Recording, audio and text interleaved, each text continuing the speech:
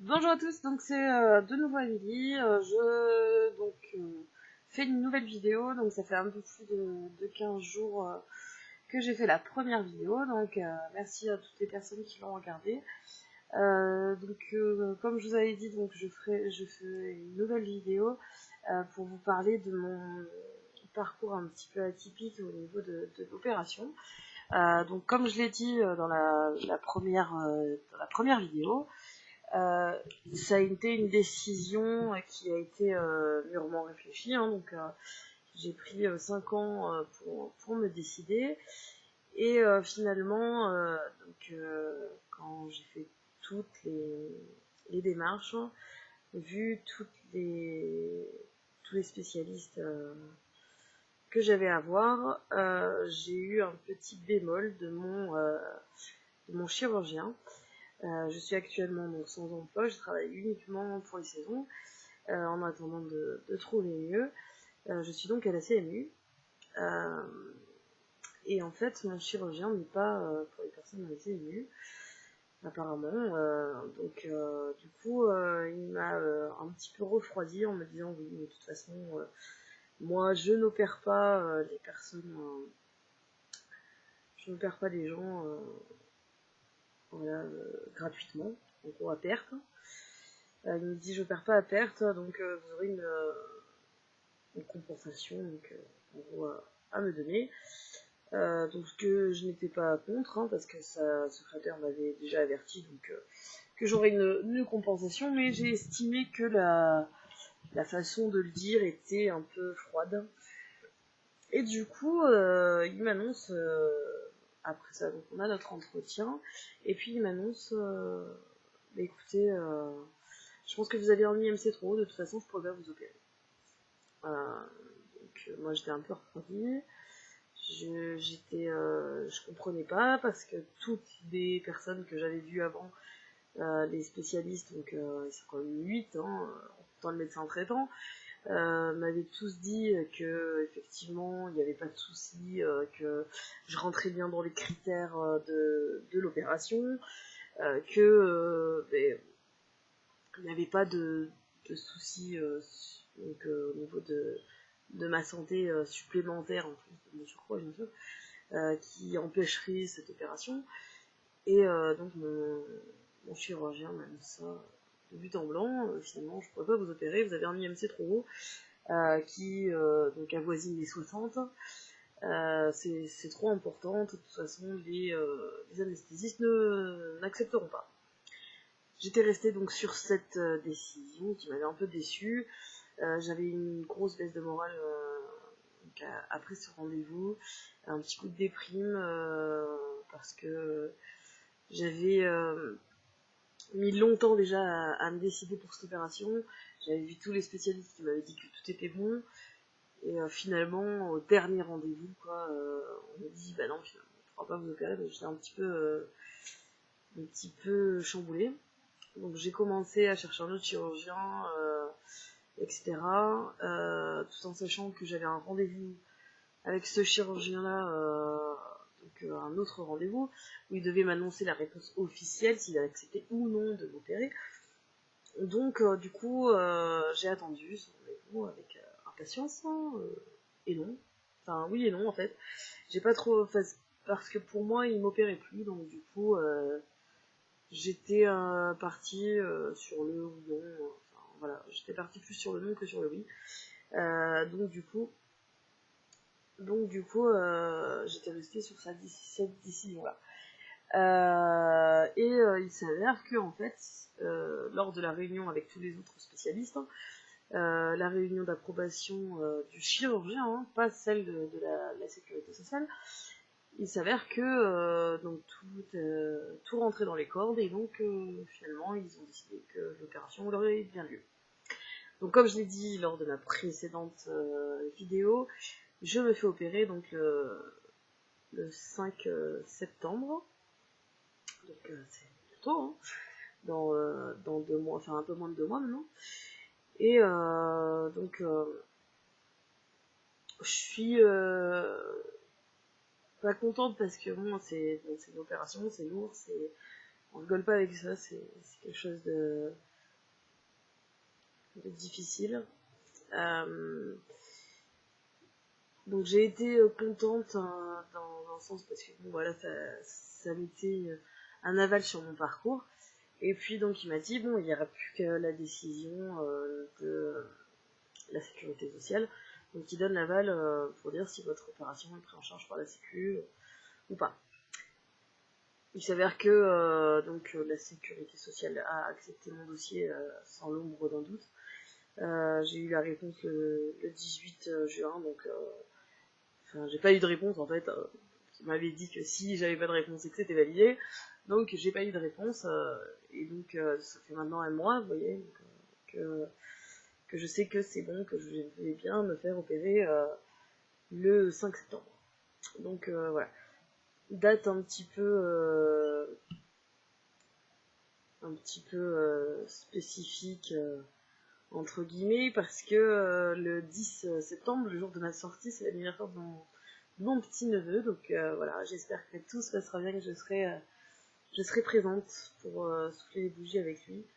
Manger du gâteau non, mais au moins je serai là physiquement. Voilà. Donc j'ai aussi également fait des petites démarches avec un groupe que je suis sur Facebook où j'ai demandé des petits conseils pour l'opération, leur demandant qu'est-ce qu'ils me conseillaient d'emmener ou de faire avant et après et pendant l'opération. Enfin pendant l'opération c'est pas moi qui l'ai travaillé d'ailleurs. Enfin bon. Donc voilà. J'ai eu des conseils surtout pour la chute des cheveux, donc suite aux carences qui est causée par l'opération. Donc déjà que j'ai tendance à faire des carences, donc ça je vais surveiller. Je vais vraiment surveiller le truc parce que j'ai déjà des tendances à faire des carences en fer et en vitamine D parce que voilà, je fais des allergies au soleil, donc du coup effectivement une trop longue exposition me donne d'horribles rougeurs, donc du coup j'évite l'exposition volontairement et du coup j'ai des carences en vitamine D. Donc du coup je vais faire très très attention sur cette petite chose là parce que voilà, on sait que ça peut créer des carences et du coup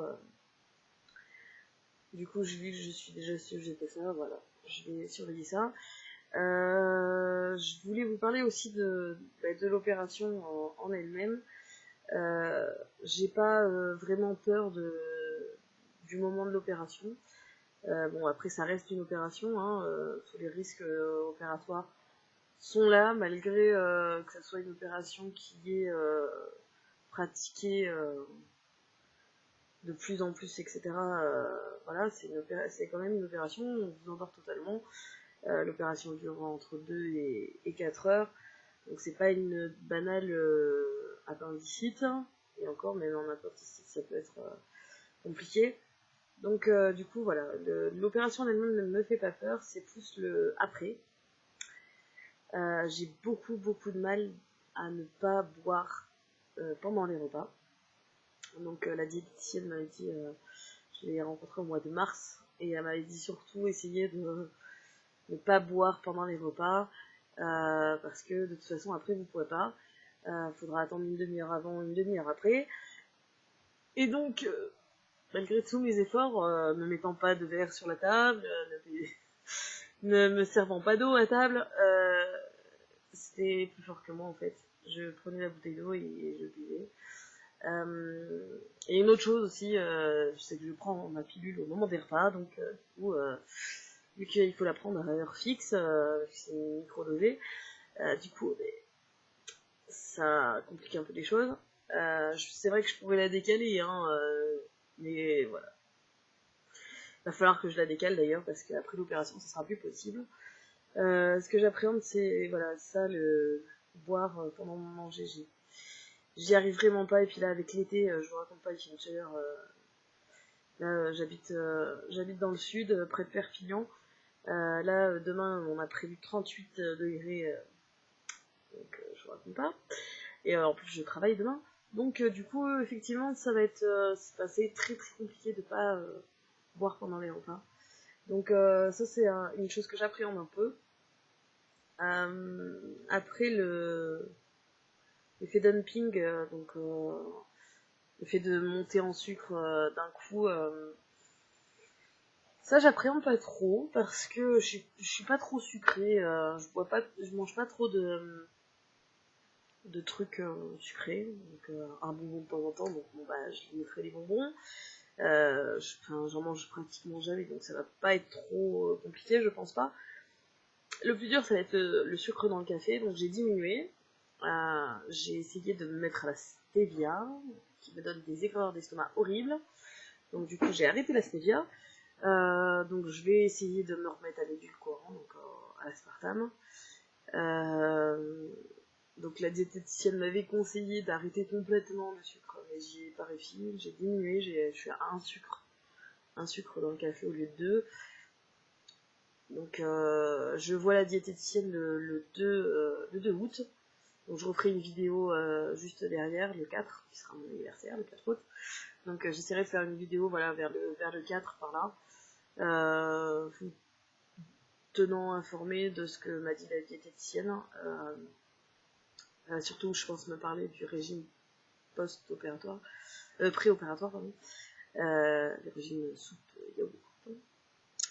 Ça, c'est un truc que j'appréhende un peu parce que, bon bah, je suis une grosse mangeuse, hein, faut pas se le.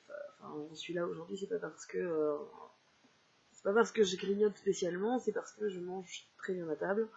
Et du coup, j'appréhende un peu le régime yaourt avant l'opération. Mais je vais le respecter au pied de la lettre parce que c'est la chose clé pour que l'opération se passe du mieux possible. Donc du coup, je vais essayer voilà, de suivre. Enfin, je vais pas essayer, je vais suivre le régime au pied de la lettre, donc pour que tout se passe bien. Voilà, je voulais surtout vous parler de ça, et après, ce qui m'effraie le plus, je sais pas trop en fait. Après, bah, j'ai une fête le 17 septembre, donc le jour de l'anniversaire de ma nièce.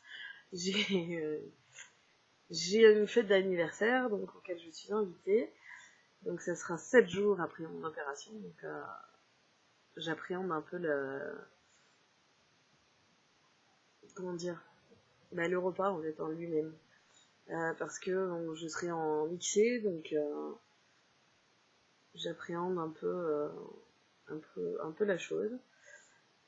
J'espère que tout va bien se passer. Après, je ferai tous les efforts possibles et imaginables pour que ça se passe bien. Voilà, je crois que c'était tout ce que je voulais vous dire. Donc, j'ai un rendez-vous avec l'anesthésiste aussi le 25 août. Donc ça, c'est dans un petit peu plus longtemps, 24 août. Donc ça va me durera un petit peu plus longtemps. Pareil, je vous ferai une petite vidéo pour vous dire comment ça s'est passé, ce qu'il m'a dit, etc. Et puis je crois que c'est tout. Je ferai une prochaine vidéo, donc je pense que j'en ferai pas d'autres avant le rendez-vous avec la diète, la diététicienne. Je vous retiens au jus de toute façon, mais normalement je peux pas refaire de vidéos avant. Je vous rappelle les coordonnées, donc je les ai sous les yeux, comme ça va faciliter la chose. Pour le groupe, vous avez donc suivi opération bariatrique, entre parenthèses bypass sleeve, anneau, etc. Donc vous avez le groupe, vous pouvez le rejoindre, il est totalement ouvert. Vous avez également l'adresse mail que j'essaierai de vous mettre dans le lien parce que la dernière fois je ne vous ai pas mis dans la description de la vidéo. Je vous l'ai pas mis, donc l'adresse mail qui est suivi opération bypass@gmail.com. Et après vous avez donc la chaîne YouTube que vous êtes en train de regarder probablement, ou sur le Facebook, donc qui est suivi opération bariatrique. Voilà, donc j'espère en tout cas avoir répondu à toutes vos questions. En tout cas, j'essaye d'être le plus sincère et naturel possible avec vous. Et j'espère vous aider avec mes petites vidéos. J'espère que voilà, mes conseils, mon suivi, mon aventure vous aidera dans la vôtre. Et n'hésitez pas à me poser des questions ou à mettre des petits commentaires donc, pour me dire ce que vous pensez de ces vidéos, ou peu importe, ce que vous voulez. Voilà, je vous souhaite à tous une agréable journée et puis je vous dis à très bientôt pour une prochaine vidéo. Ciao!